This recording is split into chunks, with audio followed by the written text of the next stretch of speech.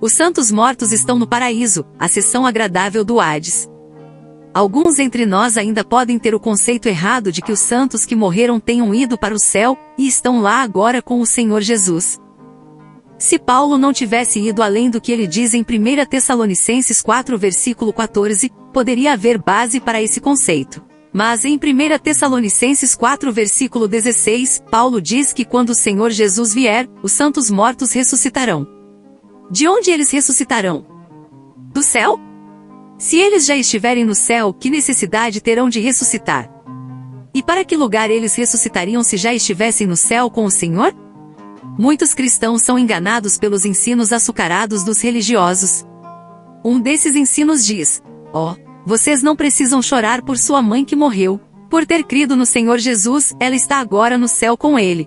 Ela está em uma mansão celestial, uma casa que é muito melhor que a de vocês. Por que então vocês deveriam chorar?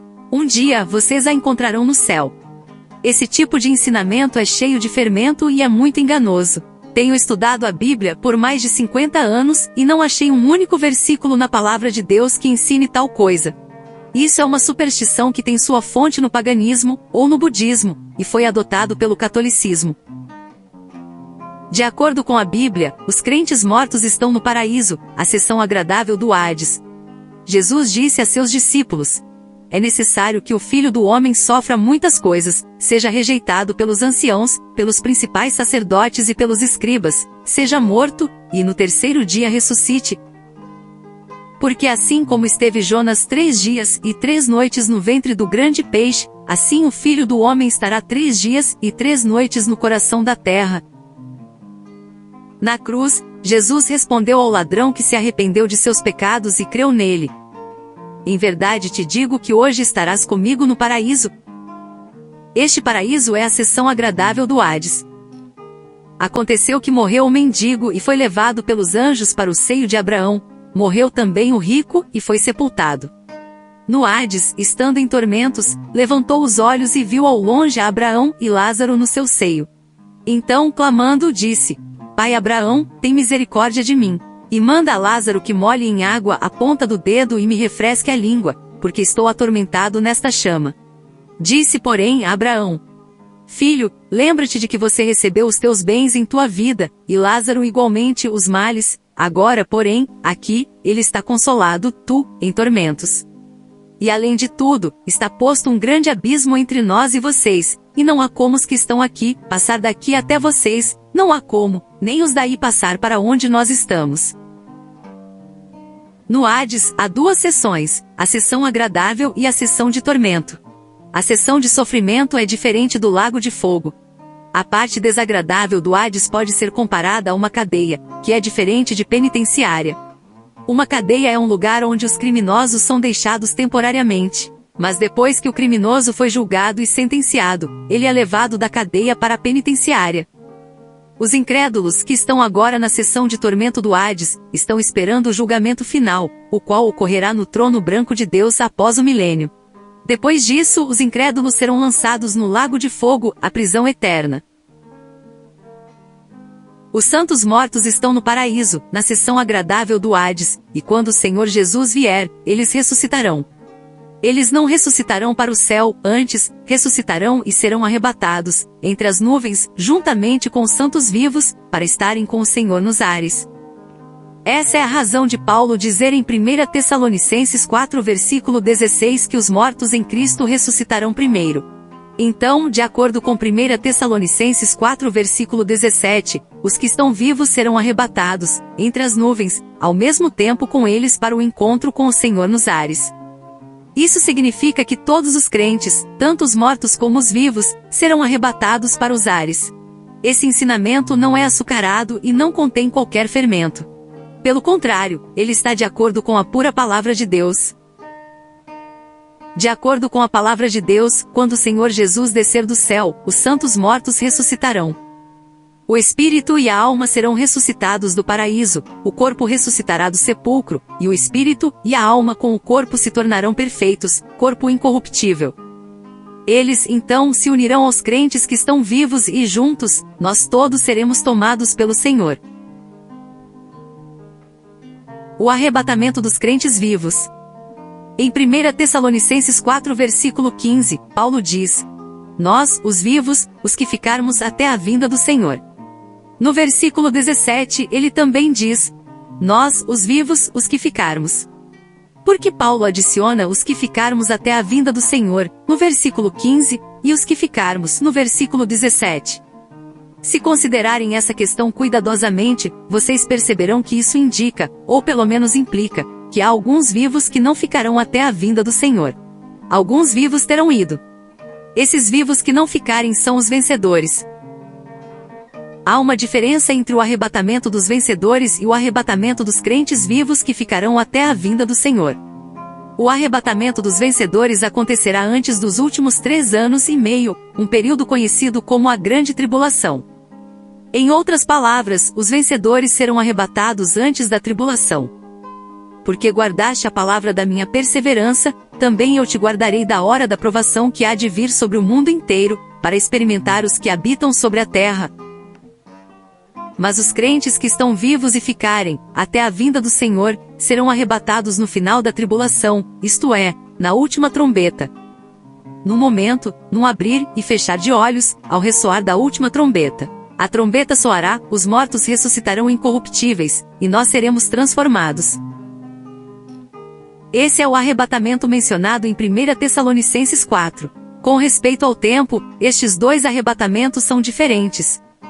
Um acontece antes da grande tribulação, e o outro, no final da grande tribulação. Além disso, há uma diferença quanto ao lugar. De acordo com Apocalipse 12 versículo 5, o filho varão, que são os vencedores, serão arrebatados para o trono de Deus no terceiro céu. Mas de acordo com 1 Tessalonicenses 4 versículos 17, o arrebatamento dos que estiverem vivos e ficarem até a vinda do Senhor será para estarem entre as nuvens nos ares. A parousia. Enfatizamos que a palavra grega para vinda em 1 Tessalonicenses 4 versículo 15 é parousia, a mesma palavra usada em Mateus 24 versículo 3. No Monte das Oliveiras, achava-se Jesus assentado, quando se aproximaram dele os discípulos, em particular, e lhe pediram: dize-nos quando sucederão estas coisas e que sinal haverá da tua vinda e da consumação do século, o fim desta era. A vinda de Cristo será sua presença com seus crentes. Essa parousia começará na época em que os vencedores forem arrebatados ao trono, continuará com sua vinda aos ares. Vi outro anjo forte descendo do céu, envolto em nuvem, com o arco-íris por cima de sua cabeça, o seu rosto era como o sol, e as suas pernas, como colunas de fogo. 2. E terminará com sua vinda à terra. Eis que vem com as nuvens, e todo olho o verá, até quantos o traspassaram. E todas as tribos da terra se lamentarão sobre ele. Certamente. Amém. 3. Dentro da parousia do Senhor haverá o arrebatamento da maioria dos crentes para os ares.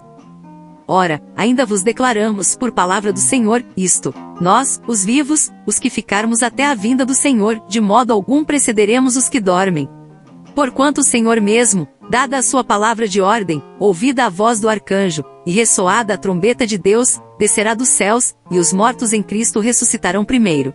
Depois nós, os vivos, os que ficarmos até a vinda do Senhor, seremos arrebatados juntamente com eles, entre nuvens, para o encontro do Senhor nos ares, e assim, estaremos para sempre com o Senhor.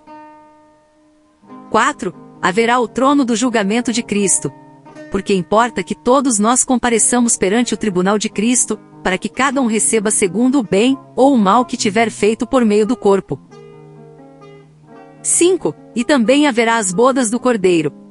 Alegremo-nos, exultemos e demos-lhe a glória, porque são chegadas as bodas do Cordeiro, cuja esposa a si mesma já se ataviou, pois lhe foi dado vestir-se de linho finíssimo, resplandecente e puro. Porque o linho finíssimo são os atos de justiça dos santos. Então me falou o anjo: escreve: bem-aventurados aqueles que são chamados à ceia das bodas do Cordeiro. E acrescentou: são estas as verdadeiras palavras de Deus.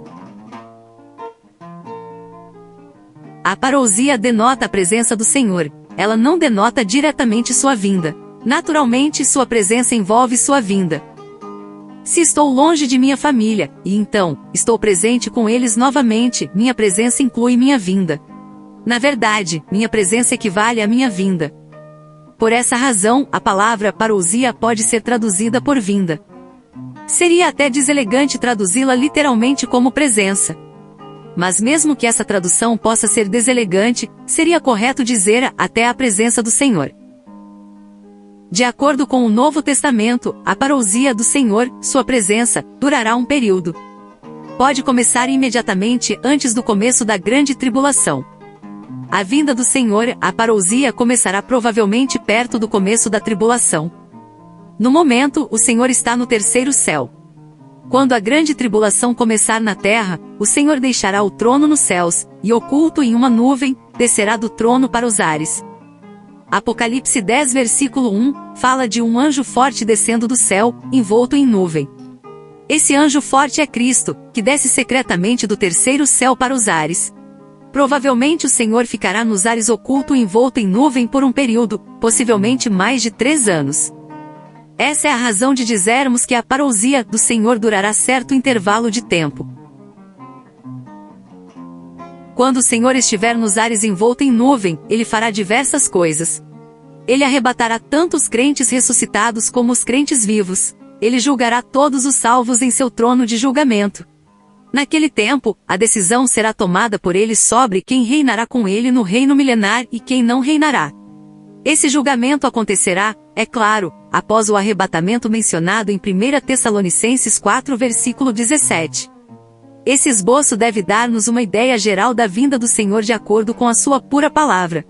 Esse esboço não está de acordo com os ensinamentos estranhos ou tradicionais do sistema religioso.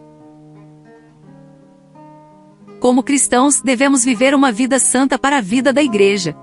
Essa vida tem uma esperança, a esperança de que o Senhor, a quem servimos hoje, voltará.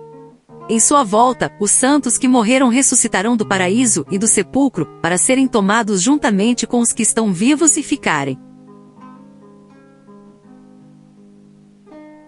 Uma palavra básica. Esta palavra a respeito de nossa esperança foi escrita aos crentes como conforto e encorajamento pela morte de seus parentes. É uma palavra simples a respeito da volta do Senhor e do nosso arrebatamento para estarmos na presença dele. Se quisermos conhecer os detalhes, precisamos estudar Mateus 24 e 25, todo o livro de Apocalipse, 1 Coríntios 15 e outras porções da palavra, incluindo 2 Tessalonicenses.